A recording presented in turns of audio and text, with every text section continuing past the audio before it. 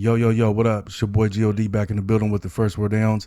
We have another episode here for you. The fantasy season is over, but it's the Super Bowl. We got a Super Bowl preview show locked in and loaded with a lot of end-of-season awards. So grab your drinks, relax. You know what it is. B. Scott, drop it like it's hot.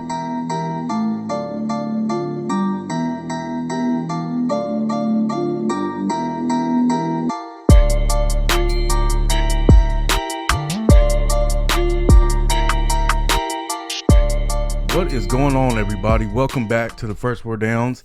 It's Friday night. We just sitting here chilling. We had to record another video for you. It is the Super Bowl weekend, and the fantasy season is over, but we have a lot of stuff going on right now. You know what I'm saying? Man, our fantasy season was crazy, wasn't it? We've seen a lot of ups and downs in the season, and you know what? It turned out to be a pretty awesome year. Wouldn't you say so, B? Yeah, absolutely. How have you been doing? I mean, when you take home the championship, it's always a good day, realistically. But, looking back on it, it was a pretty crazy year. I mean, there was a lot of top 20 players that flat out disappeared, and it really cost teams. I mean, literally your team on paper was like flat out unbelievable. 3 years ago, you would have scored 3,500 points probably. That's how good it was. But it didn't work out this year, and yeah, I took home the chip. It's nice. Yeah, Hopkins cost me a couple early games. And trading Ezekiel Elliott. Yeah, but if Hopkins would perform, it would be fine. But anyways, no, my biggest snafu was when I lost to the first place team, and then you go into the third and fourth week, and you're doing the consolation game to figure out who gets third place. Yeah, I just didn't set my lineup. Yes, that's the biggest rookie move I've ever seen. You play fantasy for 10 years, and you don't set your lineup. That's pretty crazy. I literally paid for no reason. I paid for my stupidity. You want to know the worst part? Absolutely. You lost by 2 fantasy points, and Aaron Jones had 35 on Monday Night Football to bring that guy back. So yeah, I you know what? I did not make playoffs, but I was a spectator, and I've seen it all. And you know what? It was a good shit, B. But I will be back next year, and next year I'm going raw all the way. Anyway. Yeah, all the way. Yeah. Like my steak. There you go. Yeah, but anyway, it was a crazy season. Lamar Jackson was like pretty incredible last year. Man, who knew? You know what I'm saying? I think we kind of called that a little bit. You know what I mean? I did not. I had questions, and he absolutely proved me wrong. I was absolutely wrong with Lamar Jackson this year. He definitely is the MVP. What do you think? I mean, there's so many guys who performed, and you have to give them their roses while they're here. You know what I'm saying? You got to give these guys, give the guys they do. Who do you got? Who do you think who had the best at quarterback, you think? Yeah, I mean, my thing is Lamar Jackson, hands down, was flat out dominant on the football field. 3,100 passing yards, 1,200 rushing yards, broke the rushing record for a quarterback. 36 passing touchdowns, 7 rushing touchdowns. So over 40 touchdowns, total. He put up massive numbers, flat out dominated. Hands down, he was the MVP of the season, especially for a quarterback that was probably getting drafted anywhere after round 8, 9, realistically. So flat out crazy. But if you look at our draft, I took him in the 15th round or something like that. Yeah, it was something deep. I mean, a 10-man league. So it was a pretty crazy year, because then you turn around and you look at Christian McCaffrey and what he did. 1,300 rushing yards, 1,000 receiving yards. Back. He obviously is the MVP. It was unbelievable. So. The flat-out MVP of the fantasy season, Lamar Jackson. He scored the most fantasy points. Depending on how your quarterback touchdowns go, honestly, and how you grade them, 6 points or 4 points is standard for quarterbacks. But Lamar Jackson all day for the overall MVP for me. And then, like I was saying earlier, though, the way with the records being broke this year. I mean, you look at Michael Thomas breaking the receptions record. Yeah, I swear. And that man had glue on his hands. And that was think about it. And that was with Drew Brees being out 3 weeks, right? 4 weeks. Yeah. Mm-hmm. That's with Teddy Bridgewater, and he still put up those kind of numbers. It's insane to look at. He's definitely a top 5 pick, I think, going into next year. Matter of fact, he probably will be a top 5 pick in our league next year, guaranteed. I think he'll be about top 5. Yeah. 1,700 receiving yards, 9 touchdowns. It's ridiculous. There's a lot of receivers who did well, and there's a lot of receivers who bust, but Michael Thomas really did bring it this year. You think about pass catchers and you think about the tight end position. Who would you say was the MVP? Well, for overall fantasy numbers, it's Travis Kelce. I mean, he's been the number 1 fantasy tight end, I want to say, back-to-back seasons. Overall, he finished with 97 receptions, 1,200 yards. Yeah, second Kittle. And you know, the touchdowns were there for Kelsey. You know, the touchdowns just weren't there overall for pass catchers in general. I want to say Mark Andrews was one of the heights at 10 touchdowns, you know, realistically. That's a guy who I was going to say, you know, there's a lot of guys who perform, but there's a lot of waiver players as well, you know what I'm saying, who absolutely beats for your fantasy team. Mark Andrews is one of those guys that probably didn't get drafted, you know what I'm saying? If he did, it was really late. I happen to have drafted Mark Andrews and Lamar Jackson back-to-back. But for a lot of owners, that didn't happen that way. Yeah. You picked him up probably week 1, week 2, and he absolutely performed for you at the tight end position. Now, at the wide receiver position, where do you have any ultimate waiver pickups that, you know what I mean, were absolute beasts? Yeah, I mean, realistically, if it, you know, outside of the top scorers, obviously at each position, we turn to the waiver play. We can turn to the waiver players. Best waiver player, obviously, has got to be Ryan Tannehill at the quarterback position to start if we're starting at the top. And Ryan Tannehill from week 6 on was flat out phenomenal. Number 2 quarterback overall. He averaged nearly 26 fantasy points per game, and only behind Lamar Jackson for the final 10 weeks of the fantasy season. That's pretty incredible to really think about a guy that was undrafted. So if you picked him up and, you know, you rode him hard, you know, he took it home for you, especially if you struggled at the quarterback position. So another guy that hit it hard early in the season was Gardner Minshew. He came out. Nobody expected this kid to come out and blow up the way he did. Mm-hmm. You know what I mean? If you picked him up, you definitely put yourself in a good position through those first couple of months in the fantasy season until Foles actually came back. He had that dismal game in London, and then he never claimed his. Well, he did claim his job back at one point, but Foles took over. You know what I'm saying? Yeah, I'm excited to see what he's going to do next year. He's definitely one of my breakout candidates. I don't think that we'll see Foles under helm over there. So $20+ million quarterback sitting on the bench, man. It's crazy. You know what I'm saying? That rapport that him and DJ Chark have, though, is unreal. You know what I'm saying? DJ Chark, another guy that, you know, was drafted very late and absolutely if drafted produced. At all. Yeah. You know, in a 10-man league, you weren't drafting him, but maybe a 12-man league, 14-man, you were taking a flyer on him in the last rounds. Sleeper, definitely. He performed in the preseason. People talked about him. They were high on him, and he flat out produced over 1,000 yards receiving. You know, that's crazy. Man. Yeah, the other guy that I think will definitely go into next year, jumping up draft boards and was on the waiver this year, is A.J. Brown. Yeah. A.J. Brown. The end of the season, the way he was able to handle that, I mean, the guy's a monster. Next year, you're definitely going to see him climb in draft boards. Just the size and the speed of A.J. Brown is crazy to me. You saw that report with Ryan Tannehill right off the bat. In the games where Tannehill was, you know, putting up the fantasy points, A.J. Brown was dominating. Realistically, he finished as a top 17 receiver, I want to say, right around there, 15 to 17. And, you know, I think next year he could possibly take a leap, definitely. I really see him taking a leap. He has a great pedigree coming out of Ole Miss with DK Metcalf on the other side and Darwin Knox at tight end. That kid is a monster, man. He came in and took that job from Corey Davis. You know what I mean? I can honestly see him taking a bound to leap, not only in the top 12, but probably in the top 10 of wide receivers. You know what I'm saying? Definitely one guy to look out.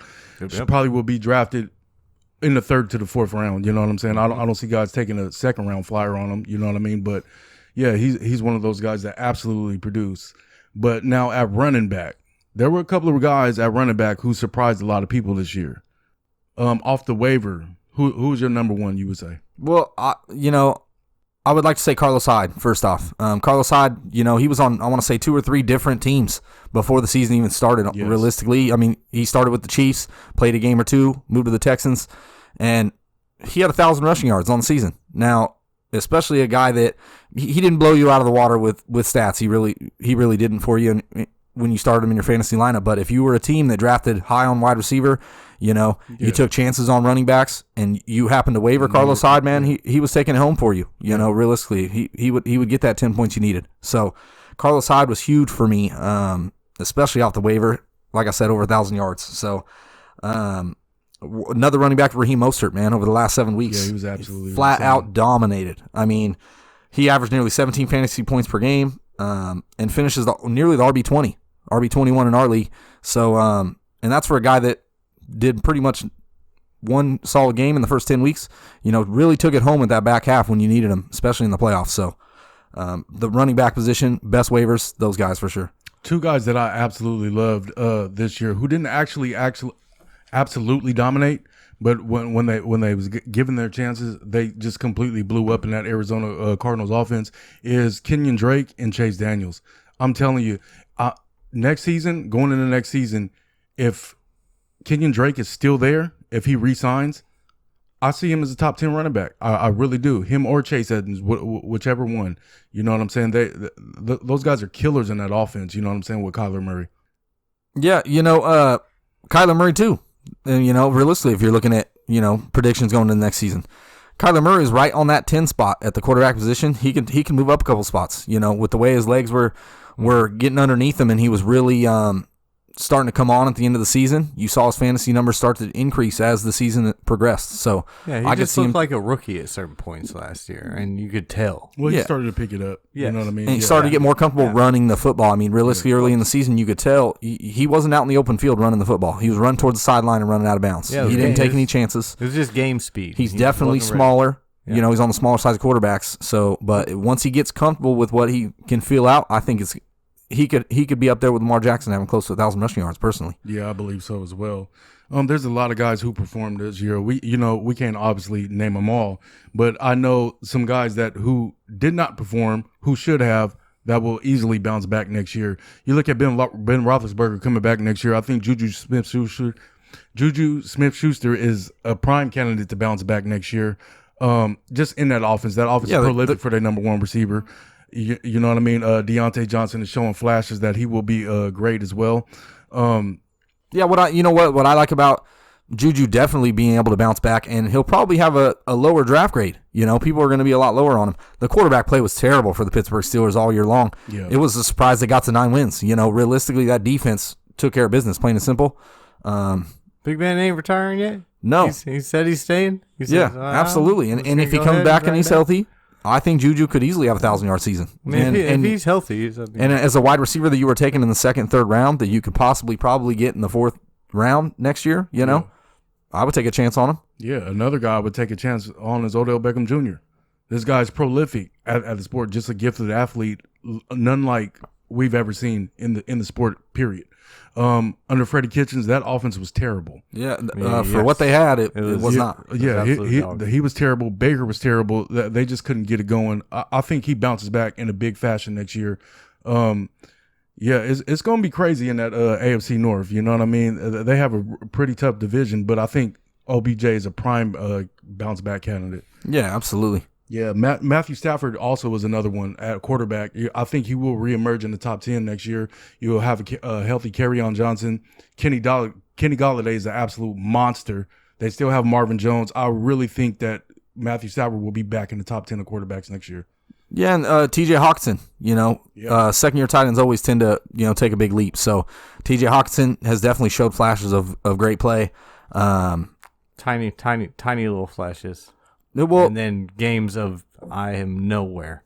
Well, that's going to emphasis on the tiny. That's going to change because Eric Ebron, when he was over there, he just had no hands and he couldn't catch the football. Stafford threw it to him a lot. You know what I mean? Then he goes to the Colts and happens to catch 13 touchdowns. Don't get me wrong. Ebron's hands still aren't that good in my opinion, but Hawkinson was limited in touches, and that's the only limited in touches and targets. That's the only question that I have right there. Is he was really limited in targets a lot of games. It'd be like 2 targets. Yeah, absolutely. Targets. Speaking of the Colts, I have early predictions of a lot of things, and Tom Brady doesn't look like he's staying in New England. Will he go to the Colts? I think not. No. Will we see Andrew Luck again? We may see Andrew Luck again. I think Tom Brady, though, is going to go to the AFC West. If he's in the going San anywhere. Diego Chargers or the Oakland Raiders. Yeah, if he's going anywhere, it makes sense. The Las Vegas Raiders. He goes to the Las Vegas Raiders. Las Vegas Raiders. Las Vegas Raiders, where it's tax-free. You know what I mean? It's tax-free dollars. And just ball up. Realistically, the best place for him would be the Chargers, in my opinion. That overall team is very good. Yeah. You look at that young defense, with Joey Bosa, Melvin Ingram, you're going to have your Derwin James for a full season all the way healthy. Casey Hayward's still a solid cornerback. They got some great young linebackers. So I like the Chargers defense, the offense. I mean, look, you got Mike Williams, Keenan Allen. Even without Melvin Gordon, Austin Eckler fits that James White role perfectly. It's set up ridiculous. Keenan Allen and Eckler, that's what he's used to. Then you have a big target in Mike Williams, which he's used to with Gronk. The only thing that I say that will stop him from going there is that offensive line. That offensive line is horrible. It's always been horrible. I think Oakland is a better fit for him at this point in his career because that offensive line is pretty. I wouldn't say it's very good, but it's well put together and is way better than the Chargers' offensive line. But he's got no receiving core, man. Hey. Tyrell Williams played all year with plantar fasciitis, and he's a good subtle receiver. You know what I mean? A wide receiver too. I mean, Hunter Renfrow, Brady he's has solid. Made mediocre players into just absolute. He has, think about this though. If Tom Brady goes to say someplace like the Chargers or the Raiders, especially the Chargers, and he goes, and maybe even if you don't hit the Super Bowl, but you hit like a conference championship game, what does that say about Phillip Rivers?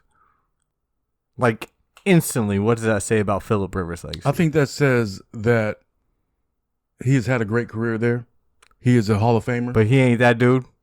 But I think the organization has failed him over the years. I think that organization has failed that football team over the years. If Brady comes in with the same exact team, anytime you leave and he goes far, cities, what's that say about? There's a fail there. That means fans are not supporting that team.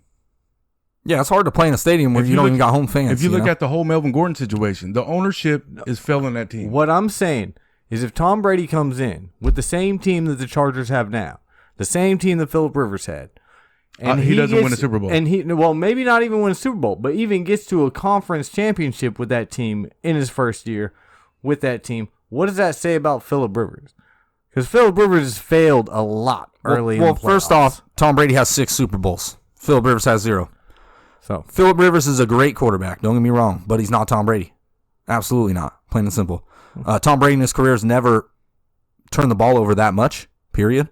He's been pretty accurate. And what if Tom Brady comes in and has 4 wins? I think we're forgetting one key attribute to this.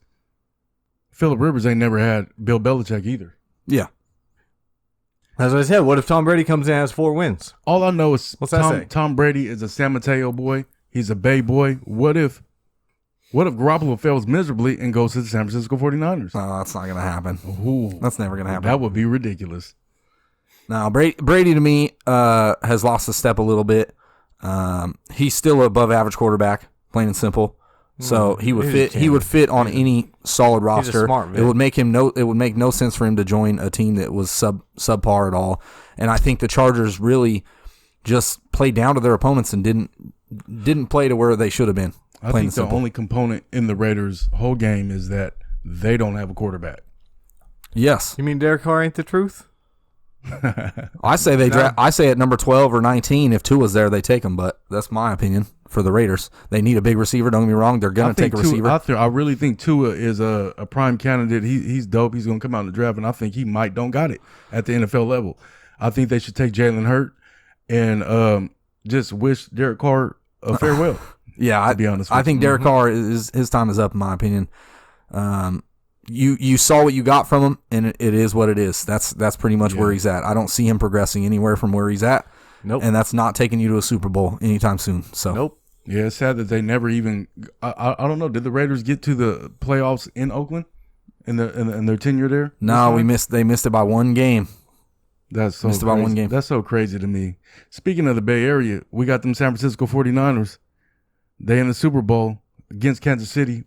Yeah, Super Bowl 54. We got the Niners and the Chiefs, and it should be an exciting game, realistically. You got one of the top offenses in the league. Mm-hmm. You got Patrick Mahomes, one of the best quarterbacks in the league, going against realistically the best defense in the league. Coming. So it's going to be a great game. It's going to be an exciting game, plain and simple. Is it going to be an offensive game? Is it going to be a defensive game? Who knows realistically. I think there will be some points scored, but it's going to be great. I'm excited. Who you got? Me, I have the 49ers, 28-24. I think they win in the trenches. I think they're good enough on both sides of the ball, defensive line, offensive line, to grind out the run and possibly put a little bit more pressure on Patrick Mahomes than other teams have so far in the playoffs. And I think they cut them down. I think that's pretty much what I see. I only see about 9-10 possessions maximum. and I don't see Kansas City getting more than 3 touchdowns. That's a crazy analysis right there. I mean, you know what? I think there's going to be a lot of points scored in this game. We know about the San Francisco 49ers. They came out of nowhere. Mm-hmm. Nobody predicted them to be here. No, not prior to the season. Yeah, halfway through, yes. I knew they'd be better this year, but not this good. Nobody predicted them to be here this year. We know about Nick Bosa. We know about the defense. We know about Kyle Shanahan and his offensive schemes. They have been running the ball crazy lately, you know what I'm saying, in the playoffs. You know what I mean? This is a game that's going to be crazy. I don't think in this game they're going to be efficient running the ball as they have against other opponents. You know what I'm saying? This is for all the books. Kyle Shanahan says that the playbook is going to be emptied in this one, and that's what they're going to have to do to keep up with this Kansas City offense. This offense is prolific by just crazy measure. You know what I'm saying? They're dope. That speed with Tyreek Hill leaves gaps for Damian Williams in the pass game, leaves gaps for Travis Kelce in the pass game. What's crazy about Travis Kelce and Tyreek Hill that's different from the San Francisco 49ers is that they can line up all over the field in different spots. Hell, Travis Kelce can line up in the backfield. You know what I mean? KC is leading the league in 30-yard receptions and 20-yard receptions at a total of 54 receptions. Deep plays. Patrick Mahomes lead the leagues in 13 touchdowns, deep touchdowns. And they lead the league with 20-plus yard touchdowns. The thing about San Francisco's prolific defense, if you get them to that 50-yard line, they give up a 92.3 passer rating.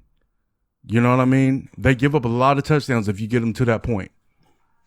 Kansas City, the Kansas City's defense has been pretty good. That secondary is pretty good. They only give up touchdowns in that red zone.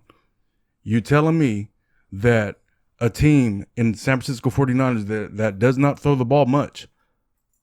Jimmy Garoppolo since week 15 has thrown one touchdown pass in the first half. 1 touchdown and 1 interception in 27 attempts in the playoffs. You telling me they're going to be able to keep up and run the ball effectively against Kansas City and keep them out of this game? Yes. With the time of possession? Yes. Their time of possession, they only lead Kansas City by 2 minutes on average per game at 31 minutes a game. They're going to have to throw this football. And I'm telling you, that secondary is pretty good. I think KC takes all those arrowheads and they shoot it out with San Francisco this weekend. So what you got on the score? What you think? 37-24 Kansas City. All right. Woo. Just smoking them, huh? The nice bold prediction. I think the 49ers are the most rounded team in the NFL, plain and simple. Yes. Realistically, on paper, Kansas City's got the 5th ranked offense passing, right, on the season. San Francisco, 13th ranked as a passing offense. Yep. That's still pretty high. That's not that's above subpar. For the highs and the highs and lows for rushing and passing, they're very similar. You know what I'm saying? San Francisco throws the ball 28 times a game versus Kansas City's 36. And then you got Kansas City, who only allows 25 rushes a game against San Francisco's 32. That's 8 more times in both situations. You know what I'm saying? They're kind of evenly matched on offense. They're going to have to throw the ball to keep up with Kansas City, though. I'm trying to tell you. That speed of Tyreek Hill is something remarkable. Kansas City's got the 5th ranked passing offense, right? 49ers have the 1st ranked passing defense, best passing defense in the NFL, going against the 5th ranked offense. And it's Patrick Mahomes, who's been playing out of his mind. Don't get me wrong. Who's amazing. Absolutely. 3 touchdowns away from the all-time touchdown playoff performance. No, Mahomes is amazing. So San Francisco, 2nd in the league rushing offense, only behind Baltimore Ravens. Kansas City, 23rd in the league against the rush on defense. You know, so I'm sorry, not 23rd, 26th. You know, I thought I was giving them credit. The Green Bay Packers were 23rd, and they gave up 220 yards and 4 touchdowns to Mostert last week. So realistically, the Chiefs in back-to-back playoff games have started off slow. How many yards did they give up to the league rusher? Derrick Henry, Yeah. who had 35 carries in back-to-back games before that game, How many yards did he have? 70 yards. Who runs up and down, straight up and down, downhill, whereas the Niners go left to right and spread the running game all over the field. It's different. It's a different running attack than Tennessee and Derrick Henry. I get it. But you look at Green Bay going into the game against 49ers, who gave up what? I want to say like 30-something yards to Dalvin Cook, something like that. Who's the top 5 rusher? Yep. And that's Dalvin Cook going to Green Bay. And Green Bay shutting them down. Same thing. It's the same thing. It is. It's not then the what same happens? thing Green Bay. Because Minnesota only runs 12 personnel. That's two tight ends on the field, and they run the football. And they operate through the play action with Stephon Diggs deep. This is a different offense. You talk about different. Patrick Mahomes is different. Tyreek Hill is different. Travis Kelce is different. Damian Williams is different in that passing offense. This is a different monster. Kansas City is going to blow these boys out. I'm telling you, I think they're going to shock San Francisco. I think that Mahomes is going to have at least 3 touchdowns in the first half. I don't think there's going to be no slow. They're going to try to rush. They're going to try to rush them. But that offense is no joke. That offense is second in the league in giving up sacks. That offensive line is no joke. And that defense is a joke? That offense does not turn the ball over at all. They don't. The Chiefs have been outscored 31-0 in the first quarter of their games this year. They're second in the league in giveaways behind New Orleans. A prolific passer in Drew Brees. I'm telling you, Patrick Mahomes is a different beast. We know about Nick Bosa. We know about D Ford. But I'm telling you, that offensive line is pretty good. It's not just that. It's Kwan Alexander. It's the linebacking core. That front seven in the trenches, on the line, the Niners are better on both sides of the ball. Period. Then we talk about another side of the ball, the special teams, where you'll have McCole Hardman or Tyreek Hill or both of them in the backfield. Well, Hartman is definitely a taking X the punts. factor. I get it. I'm not saying he's not an X factor because he is. He's a beast. It's going to be crazy, man. I don't know.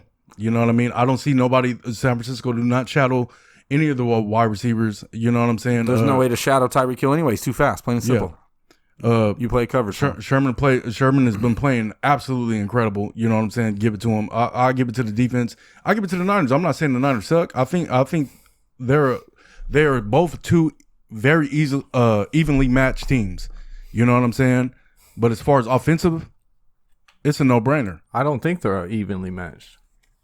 I think the Niners are better on defense. Stats say so. I think they're better on defense. I think their offensive line on the 49ers is better than Kansas City. Kansas City wins in having a prolific quarterback.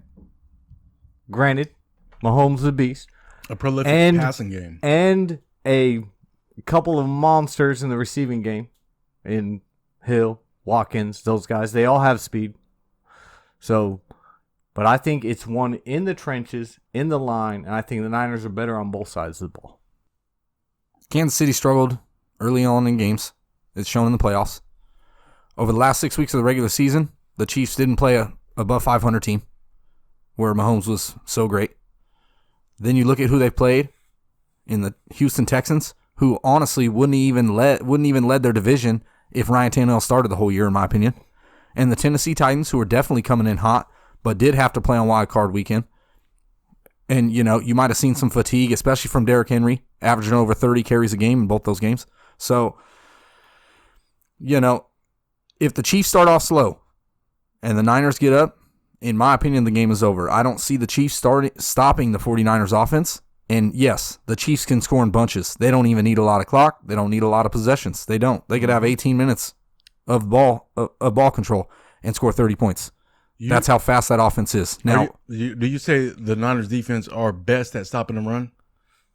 No. The Niners are number one against the pass in the league. Number one. Mm-hmm. And the Chiefs can't run the ball for nothing. So the Niners don't even got to worry about it. There's some fresh legs over there. His name's LaShawn McCoy. It don't matter. It isn't going to matter. It's not going to factor. They can't run the football. We'll see. LaShawn McCoy at 35 years old. That is to be determined. What do you have to score? I think the Niners win this game. I think the score is going to be 31-24. Maybe 26. I said 28-24. Because I think there's going to be some. 37-24, Kansas City. We're both against you. Kansas City's favored. Yeah. Which is, like I said, still shocking to me, even though it is very surprising to me. Just nobody wants to believe in Jimmy G. I get it. No one wants to give him credit because then at the end of the day, even if they do win the Super Bowl, it's not Jimmy Garoppolo that won the Super Bowl. It's going to be the defense. It's going to be the defense. It's going to be the running game. Yeah, of course. And that's what it is. And he's getting no credit at all. And that's fine. For me, I got to take the Niners. 31-24. Yeah, I'm taking Kansas City, and I see Sammy Watkins having a big game, potentially. DeMarcus Robinson having a big game, potentially. There's going to be mismatches created by Tyreek Hill and Travis Kelce that, it's going to leave certain assignments wide open. Can the Chiefs soaked stop up by them? it? And Nice they have a front magician seven. in Patrick Mahomes. This kid is incredible. I'm telling you, it's going to be a great game. Either way it goes, you know what it'll I'm be saying? a great game. Yeah, I think it's going to be a great game. you know what I mean. And that's what it is. Kansas City Chiefs, go ahead and do your thing. No. They got to stop the run. Yeah, Can they stop the run? I don't think I they don't can see it. stop it. So. I don't think they can stop that thing. If they can't- We watched the last two teams go They against can run 49ers they can run and the throw ball 8 in all the they box. want to, but can they It doesn't score? matter. They will. They will. You just score. said Kansas City gives it up in the red zone. Mm-hmm. They have to get to the red zone. They will. Kansas City. They will get to Kansas the City red only zone. has to get to the 50-yard line. That's the difference. Yeah, but San Francisco was going to stop Kansas City from getting to the 50-yard line. That's what you're saying? Yes. Yes. A team that leads the league Yes. in multiple deep threats. 3 and out. It's not going to happen. 3 and out. 3 and outs are a score. You ever heard of 3 that? and outs are a score. 3 and That's outs dope. are a score. And they're only going to get limited opportunities. Yeah, but that about wraps it up. You know what it is. In the house we got. B. Scott. In the house we got. Third wheel. And yours truly, G.O.D. Hey, it's been good. You know what? We're going to have a lot more for you coming up in the next coming weeks. Stay tuned. But as always, for the first one down is G.O.D. B. Scott, the third wheel. We got you. We out.